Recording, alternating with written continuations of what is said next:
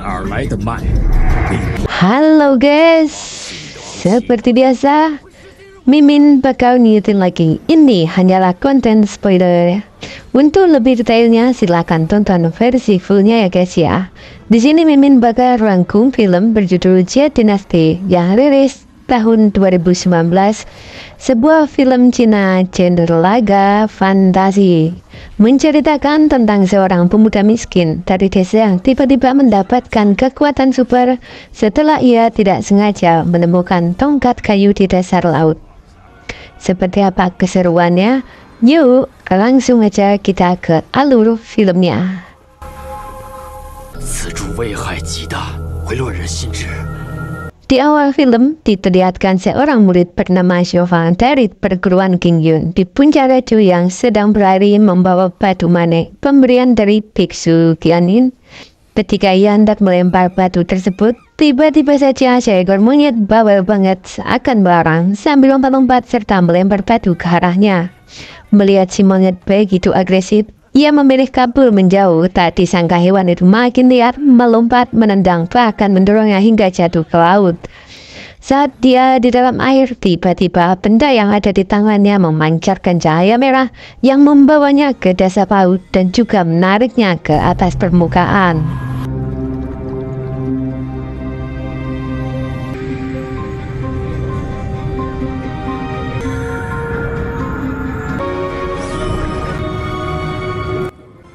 Dengan terkekek-kekek, si monyet berusaha merebut batu manik tersebut dan terjadilah lomba tarik-menarik yang pada akhirnya monyet menggigit tangan Xiaofang. Tetesan darah Xiaofang terserap ke dalam batu manik dan mengeluarkan kekuatan yang sangat dahsyat. Bahkan tidak hanya itu, tiba-tiba dari dasar laut melesat sebatang tongkat kayu dan entah kenapa bisa langsung bersatu dengan batu manik milik Xiaofang. Dan ternyata batu manik tersebut adalah manik penghisap darah yang selama ini dicari-cari oleh kultus iblis.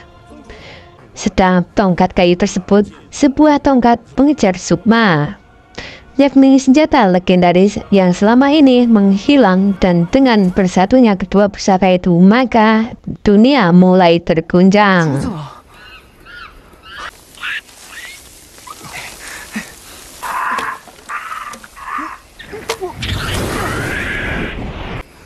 这次救了你，下次别抢我东西了啊！ Saat Xiaofang hendak kembali, tiba-tiba saja ada seorang wanita yang menyerang dan hendak mencuri tongkat tersebut. Beruntungnya, Lingard dan juga Lu Sui datang tepat waktu dan berhasil menggagalkan rencananya.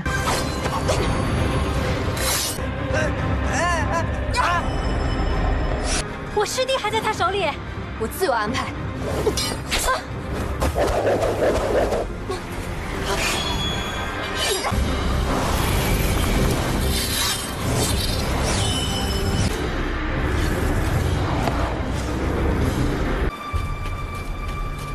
Ternyata wanita yang hendak mencuri tongkat itu masih tidak menyerah dan mencoba mencurinya saat Xiaofang sedang tertidur lelap.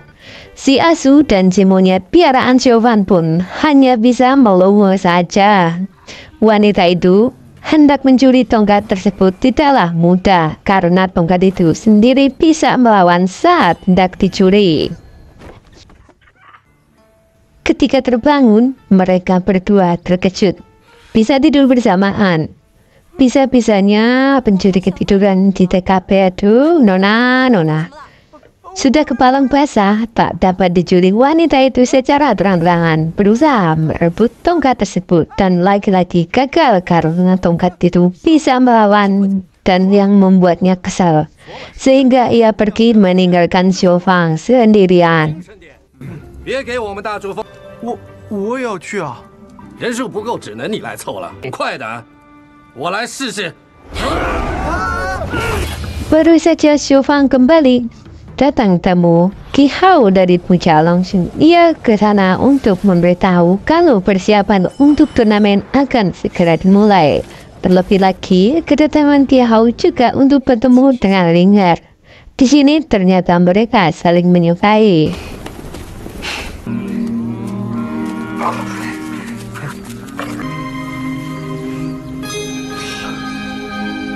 Setelah mengetahui kalau Linger menyukai orang lain, Xiong Fan pun sangat patah hati. 那如果你今天什么？ 这说明 Ia meluapkan emosinya dan berteriak di atas bukit biar plong hatinya.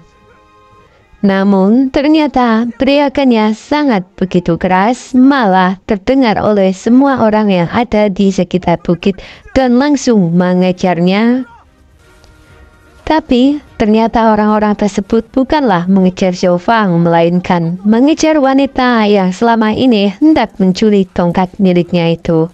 Karena sudah terpojok, mereka pun berlari ke sebuah gua agar orang-orang itu tidak bisa menemukan mereka. 你别误会，我心里已经喜欢 Di sini, si wanita cantik ini tidak ada putus asa. Dia berusaha mengambil tongkat milik Xiong Fan yang membuat kegocakan-kegocakan berkali-kali. 那他也一样。你说是不是因为我一直都没有？你又在干什么？你能不能好好？蛤蟆功，我心里头只有他一个。每次我被师傅骂，他都会维护。啊？你就乖乖守在这里啊！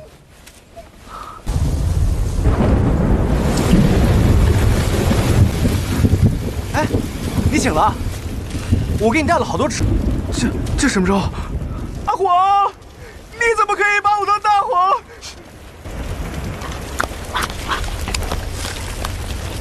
魏之，你来啊！不然这外面都焦了，里面还是生的。 Dan setelah bersembunyi di dalam gua yang cukup lama, karena lapar mereka pun memanggang daging kelinci untuk mengganjal perut yang keroncongan sambil memanggang mereka curhat satu sama lain. 所以，我相信你。你看这火，可以，不如好好珍惜现在身边的人。 Setelah obrolan yang lumayan lama, akhirnya mereka pun jadi sedikit lebih akrab. Waktu terus berlalu, akhirnya turnamen untuk menentukan yang terhebat di antara semua penjab pun resmi dibuka. Di antara peserta ada seorang gadis bernama Lu Shui. Gadis cantik primadona para lelaki. Saking semangatnya, Xiong Fan berdorong dan tidak sengaja memeluk gadis tersebut, sehingga ya harus mendapat pukulan dari gadis cantik itu.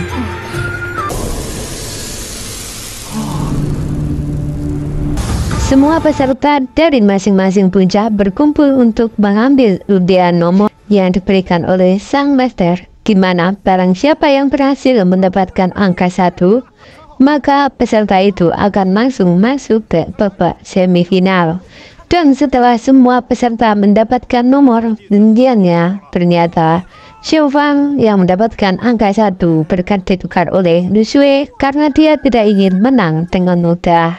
陆师姐，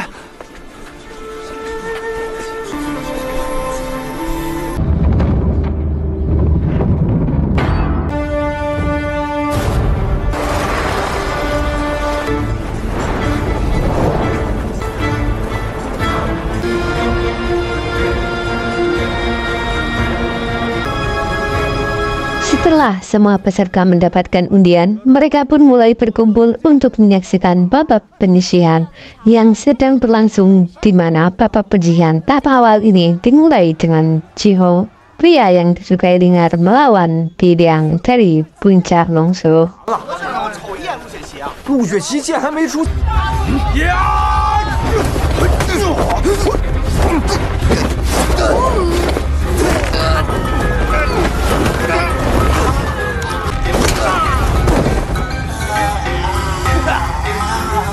共淘汰31人。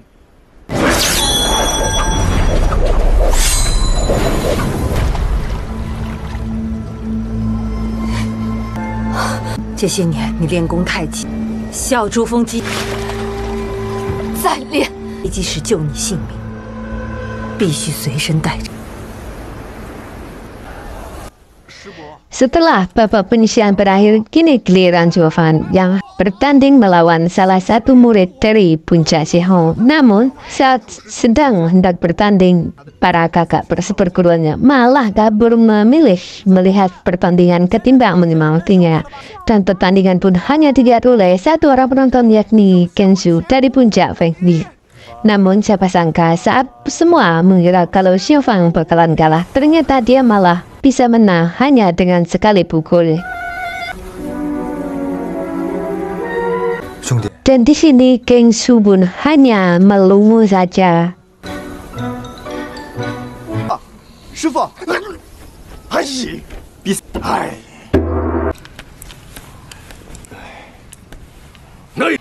除了小师妹，我们全军覆没。师傅这……你说什么？你上傅师娘，我刚才是侥幸胜的。很多强者都是这样阴沟里翻船的。师傅说的对。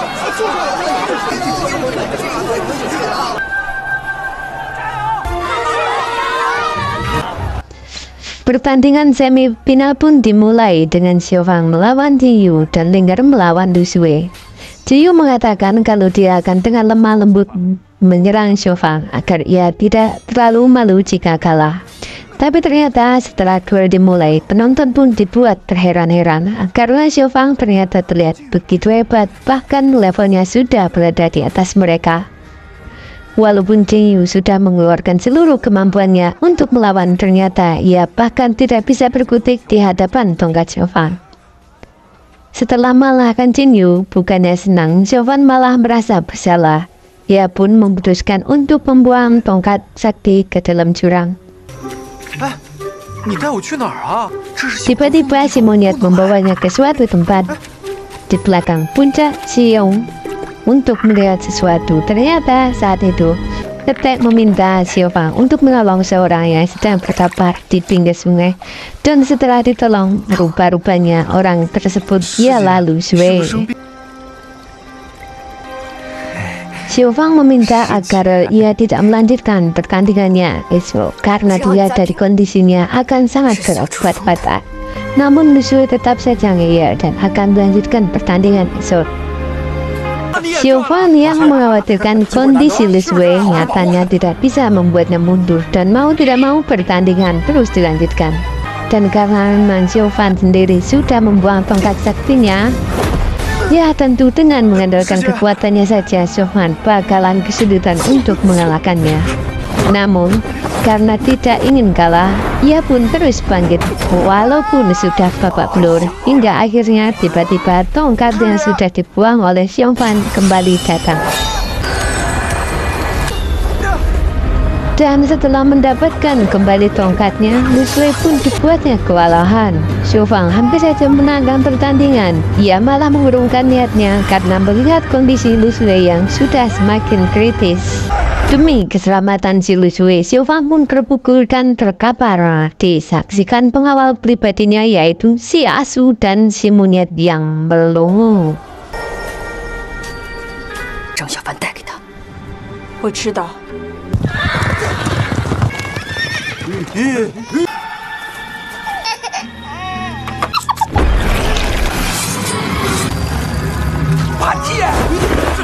Sementara itu, setelah pertandingan selesai, di bawah kaki Gunung Kronyata, para pasukan kultur elitis mulai menampakkan diri dan menyerang semua murid-murid dari perguruan tinggi. Dengan kekuatan yang memang sangat brutal, para pasukan khusus elitis pun berhasil membunuh sebagian besar murid-murid dari perguruan itu.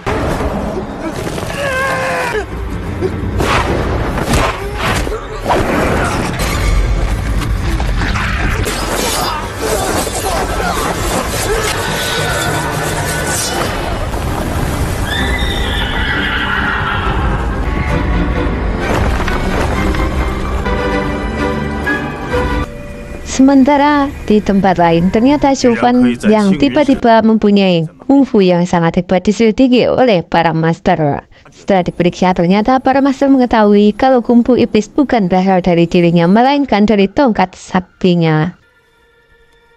Mengetahui Xiaofan dihukum, gadis cantik yang sedari tadi mengawasi berusaha menolong dengan menggunakan jurus asap ngantuk yang membuat para penjaga tertidur pulas dan bermimpi. Setelah susah payah membebaskan Xiaofan, akhirnya gadis itu berhasil membawa Xiaofan kabur. Tidak mau ditinggal oleh pemiliknya, si tongkat membebaskan diri dari kurungan serta mengikuti Xiaofan dan gadis tersebut sambil melompat-lompat layaknya seekor kanguru. Begitu Xiaofan sudah turun gunung, di tengah jalan mereka dihadang oleh pasukan kultus yang ternyata gadis itu sendiri rupa-rupanya telah menjebak Xiaofan.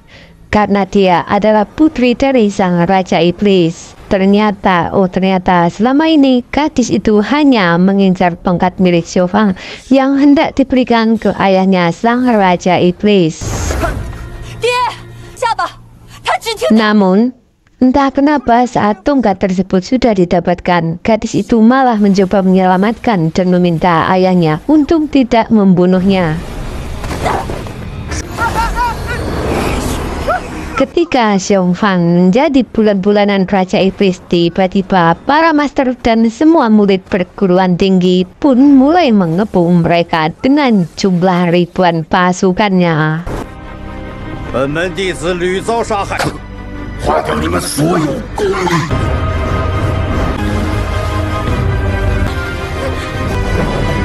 Saat bersamaan, Xiaofan yang hanya terdiam menyaksikan Ling'er dan juga Lu Xue menyerang gadis cantik putri Raja Iblis yang telah menyelamatkannya. Sementara itu di tempat lain, walaupun dengan jumlah ribuan orang mengepung mereka, nyatanya sang Raja Iblis memang sangatlah kuat dan tidak mudah untuk dikalahkan. Tidak ingin berlama-lama, Raja Iblis membabi buta dan para master pun langsung mengeluarkan teknik andalan mereka, yakni teknik pedang pengendali petir untuk mengalahkan sang Raja Iblis. Yang mana setelah mereka mengeluarkan teknik tersebut, saat itulah Xiaofan menyadari kalau orang yang dahulu bertarung melawan biksu Tianjin dan membunuh seluruh penduduk desa termasuk orang tuanya adalah orang-orang dari perguruan Qingyun. Xiaofan pun marah tak terkendali dan menyerap energi Raja Iblis. Karena Xiaofan menggabungkan 3 teknik kungfu di dalam dirinya, dipastikan akan menjadi Raja Iblis selanjutnya. Bahkan akan jauh lebih kuat karena memiliki tongkat pusaka di tangannya.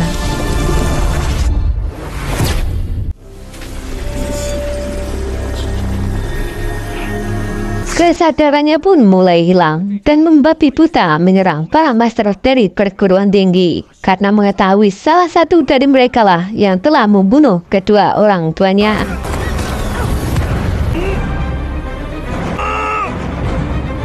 Dengan kekuatan yang sekarang, tentu para master pun tidak sanggup untuk melawan Xiaofan.